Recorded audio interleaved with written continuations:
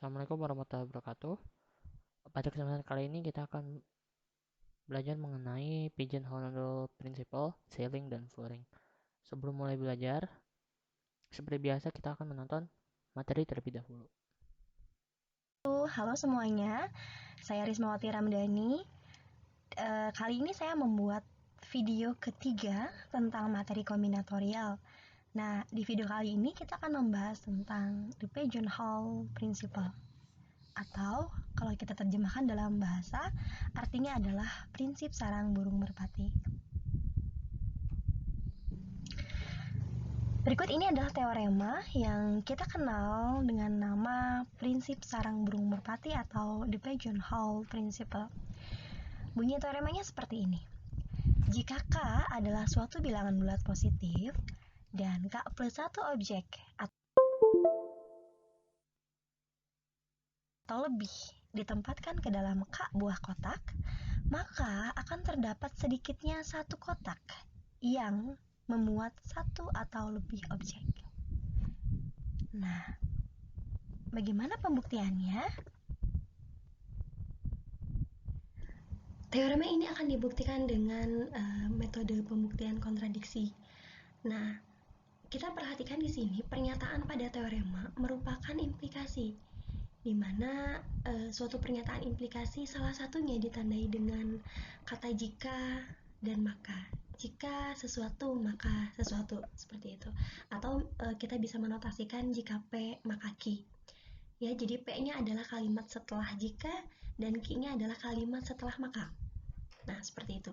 Nah, bagaimana caranya kita membuktikan pernyataan seperti itu dengan metode kontradiksi? Nah, caranya adalah pertama, kita misalkan bahwa P-nya benar. Ya. Nah, berarti di sini kita misalkan bahwa terdapat K plus satu objek atau lebih yang ditempatkan ke dalam K buah kotak. Nah, kemudian langkah selanjutnya adalah andaikan bahwa Q-nya salah. Setelah itu, kita temukan kontradiksi. Artinya kita temukan sesuatu yang bertentangan ketika kita mengandaikan bahwa Q-nya salah. Artinya tidak mungkin Q-nya salah. Haruslah Q-nya benar.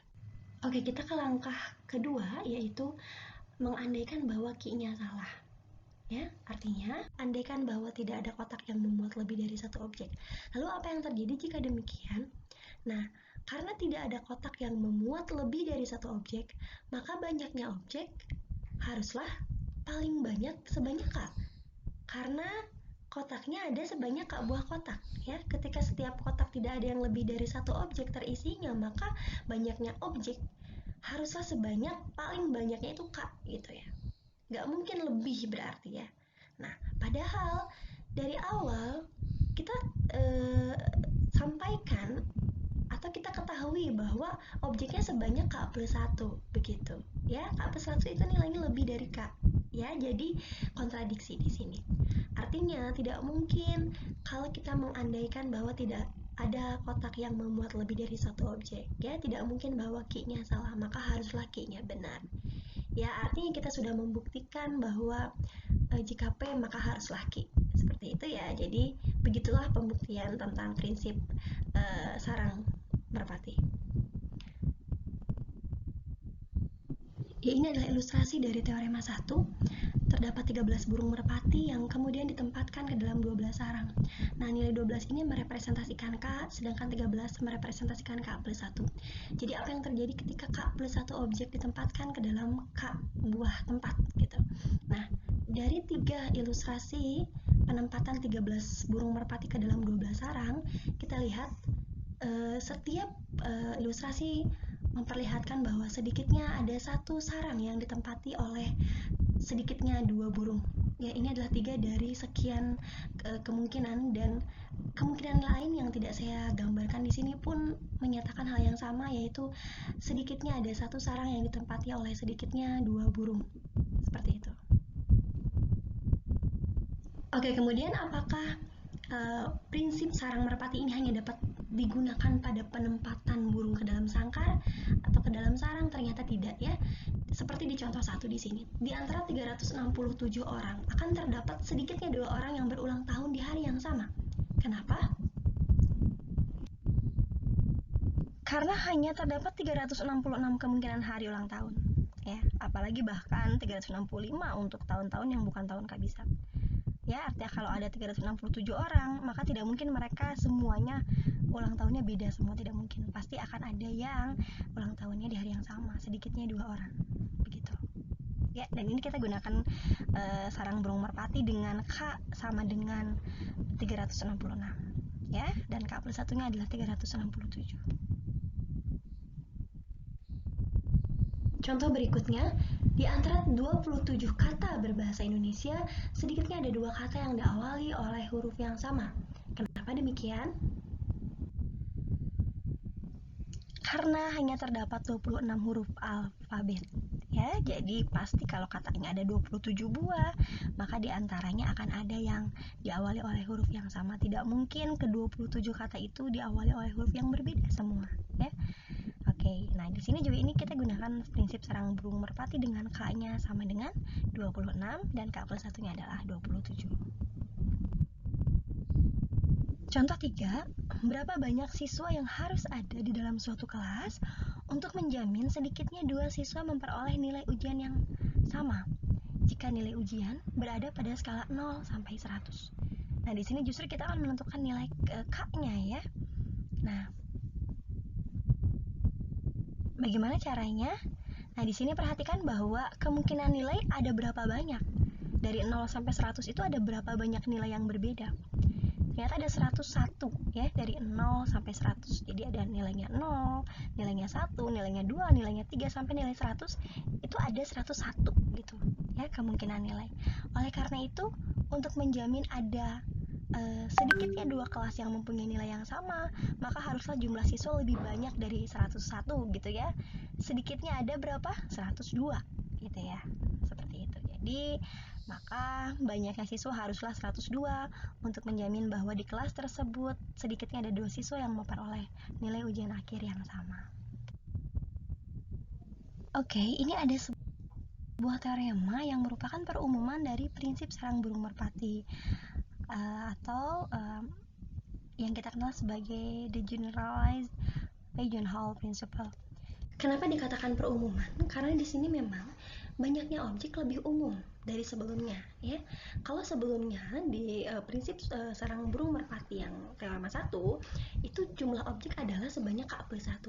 Namun di sini banyaknya objeknya tidak harus K plus 1, tapi bisa berapa saja, yaitu sebanyak N besar gitu ya.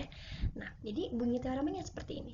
Jika N objek ditempatkan ke dalam buah kotak, maka akan terdapat sedikitnya satu kotak yang memuat sedikitnya N per K dibulatkan ke atas objek.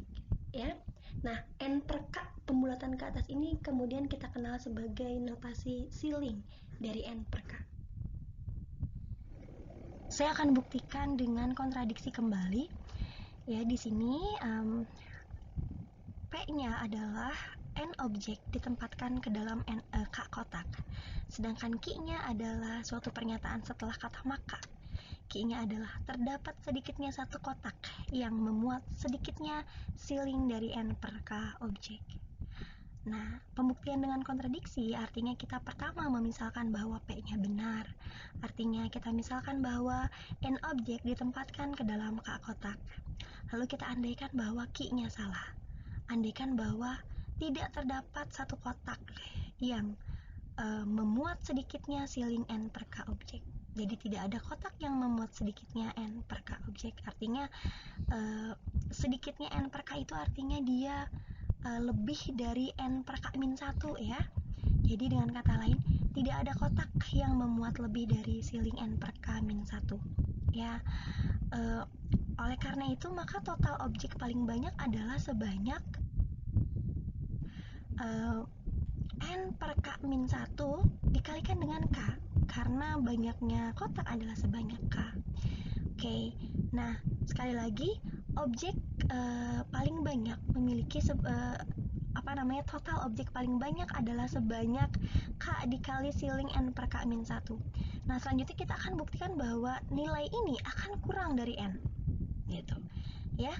Nah, bagaimana caranya? Perhatikan di sini kita punya suatu kesamaan, yaitu ceiling dari N per K kurang dari N per K plus 1. apapun n-nya dan berapapun k-nya. Oke, contohnya seperti ini. Misalnya saya pilih k-nya 10 gitu ya, maka n-nya ini misalnya dari 20 sampai 30 misalnya. Ketika n besarnya adalah 20, maka 20 per 10 adalah 2. Ya, dan 2 kurang dari 21. Ya, karena n per k yang tanpa dibulatkan ke atas ataupun ke bawah, pembagian biasanya adalah 2. Sedangkan untuk n-nya 21 misalnya, maka n per k dibulatkan ke atas adalah 21 per 2 dibulatkan ke atas 21 per 10 dibulatkan ke atas adalah 3 ya. Sedangkan n per k pembagian biasa dari 21 per 2 per 10 adalah 2,1 dan 2,1 ditambah 1 adalah 3,1 ya. Perhatikan bahwa ceiling dari n per k kurang dari n per k plus 1 karena 3 kurang dari 3,1 ya, dan seterusnya. Begitu juga kalau misalnya n-nya 22, 23, 24 gitu. Maka n per k dibulatkan ke atas akan kurang dari n per k plus 1 untuk sembarang n dan untuk sembarang k. Nah, dari kesamaan ini kita substitusikan dia ke nilai total objek paling banyak ya, yaitu ke k dikali ceiling n per k min 1. Kita substitusikan ke sana, maka karena ceiling dari n per k kurang dari n per k plus 1, maka k dikali ceiling n per k min 1 akan kurang dari k dikali n per k plus 1 min 1. Nah, ruas kanan ini kita sederhanakan bentuknya menjadi k dikali n per k karena 1 min 1 hasilnya 0 ya. Kemudian kita sederhanakan lagi dia menjadi n karena k per k-nya 1 ya. Nah, maka kita punya kesimpulan bahwa k dikali ceiling dari n per k min 1 kurang dari n. Dengan kata lain, total objek paling banyak kurang dari n ya. Sedangkan apa?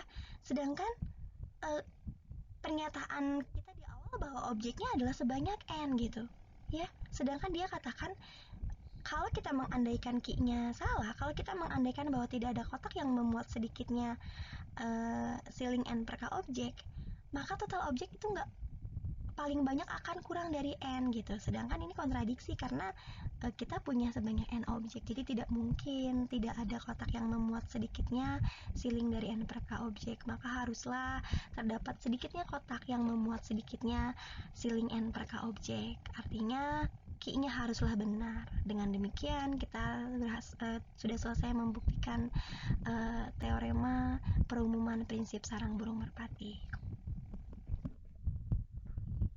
Contoh 4, di antara 100 orang, berapakah banyak orang yang lahir pada bulan yang sama? Nah, di sini banyaknya objek adalah 100 ya, maka di sini kita bisa menotasikan n besar sama dengan 100. Selanjutnya berapakah k-nya? Ya. Nah, k-nya adalah banyaknya kotak ya kalau di sarang burung. Nah, di sini berarti k-nya adalah banyaknya bulan. Banyaknya bulan yang ada dalam 1 tahun. Ada berapa? Banyaknya bulan adalah 12 ya dalam 1 tahun, maka kita bisa notasikan k kecilnya adalah 12. Berdasarkan prinsip sarang burung merpati yang diperumum, maka akan ada sebanyak ceiling dari n per k yang memiliki yang lahir pada bulan yang sama.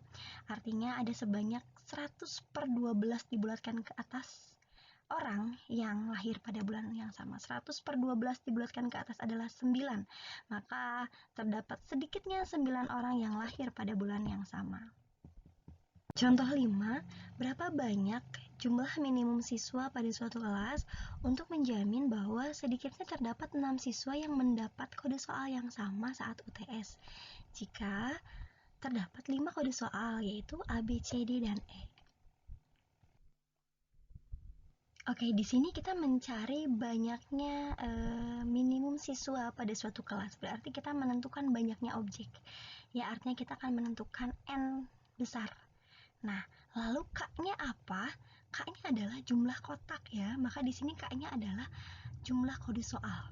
Ya, kode soalnya adalah 5. Lalu 6 itu apa? 6 itu adalah siswa yang mendapat kode yang sama itu adalah sejumlah objek yang ditempatkan pada tempat yang sama, seperti itu. Artinya berdasarkan prinsip sarang burung merpati, 6 ini adalah pembulatan ke atas dari N per K, ya. 6 adalah pembulatan ke atas dari N per 5 karena K-nya sama dengan 5. Nah, berarti kita akan mencari N sehingga N besar per K sama dengan 6. N besar per 5 sama dengan 6. Nah, N-nya harus bilangan yang terkecil ya, karena yang diminta adalah jumlah minimum siswa. Maka nilai N-nya adalah 5 dikali 5 plus 1, yaitu 26. Kenapa 26? 26 ini adalah N terkecil, karena kalau 25, maka pembulatan ke atas dari 25 per 5 masih bernilai 5. Ya, atau jika jumlah siswanya adalah 25, maka masih memungkinkan bahwa setiap kode masih diterima oleh 5 mahasiswa saja, belum mencapai 6 mahasiswa. Oleh karena itu, untuk menjamin bahwa sedikitnya terdapat 6 siswa yang mendapat kode soal yang sama, maka jumlah minimum siswa pada kelas tersebut haruslah 26. Baik, itulah tadi penjelasan mengenai the Pigeonhole Principle, juga perumumannya. Semoga 5 contoh soal yang saya berikan dan penjelasan dengan detail dapat dipahami dengan baik. Silahkan beri komentar jika ada pertanyaan atau ada yang ingin disampaikan. Baik, itu tadi materi mengenai pigeon principle dan selling. Sebenarnya ada satu lagi yang belum dijelaskan, yaitu floor.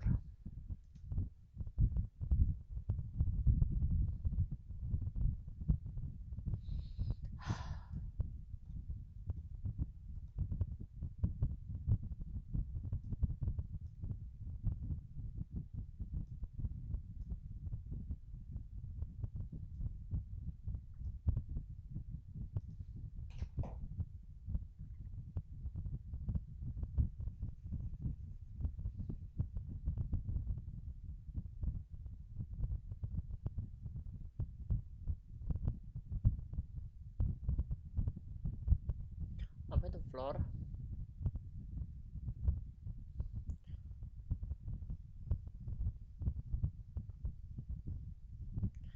Jika selling tadi bilangan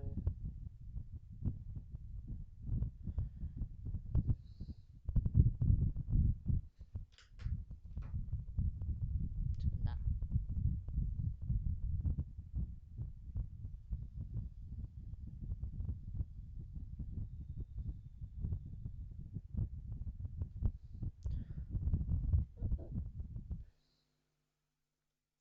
Kenapa lagi?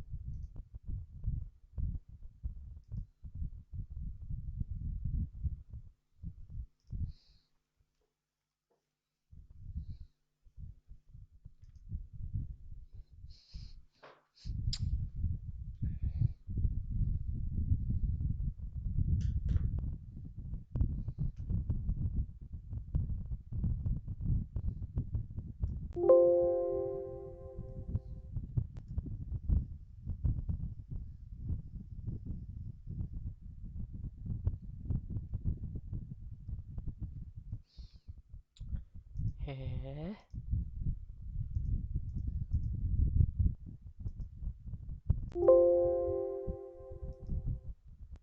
Nah,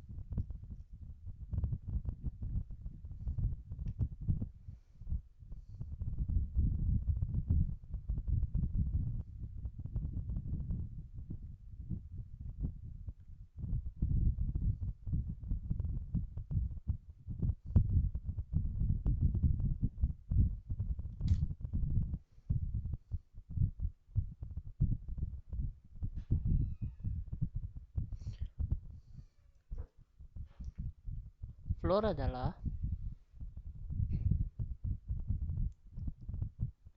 floor itu notasinya seperti ini. Apa itu floor? Floor adalah bilangan bulat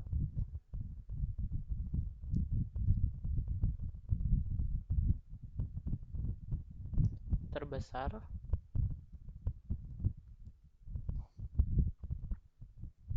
yang kurang dari atau sama dengan X.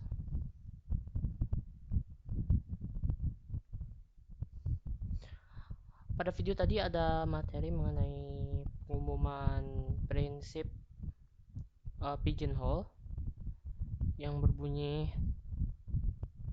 uh,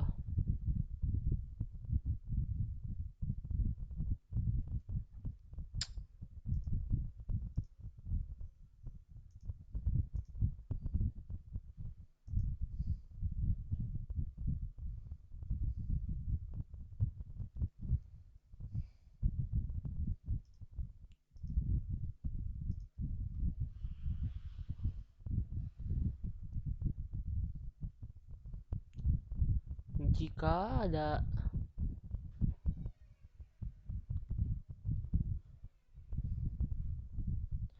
n merpat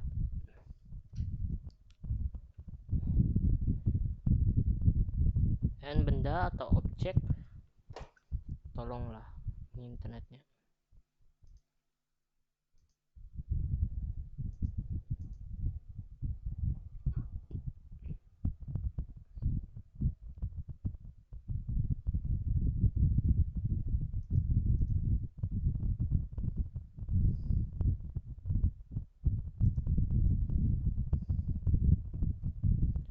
N benda yang ditempatkan pada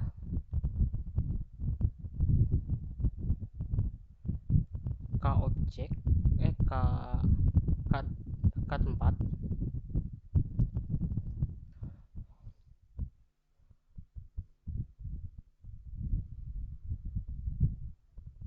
maka terdapat paling sedikit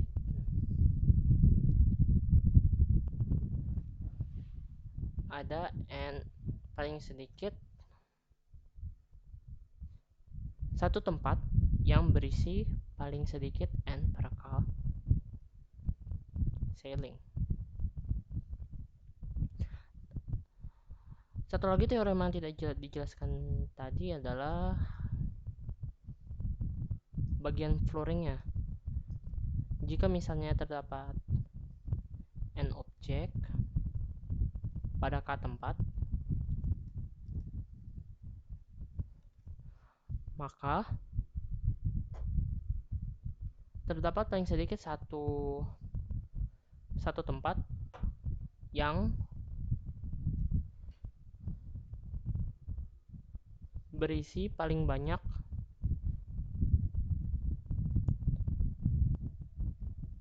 n per k flooring. Contohnya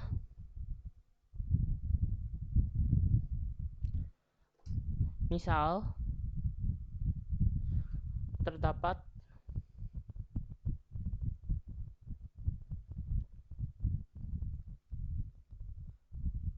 51 apel yang akan ditempatkan pada 5 keranjang. Maka pasti ada satu keranjang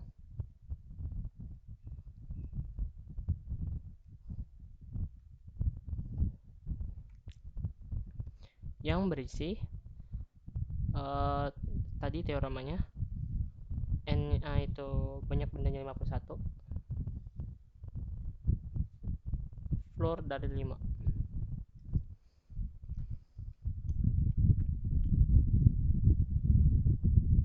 51 bagi 5 itu 10, berarti bilangan bulat terbesar yang kurang dari itu adalah 10.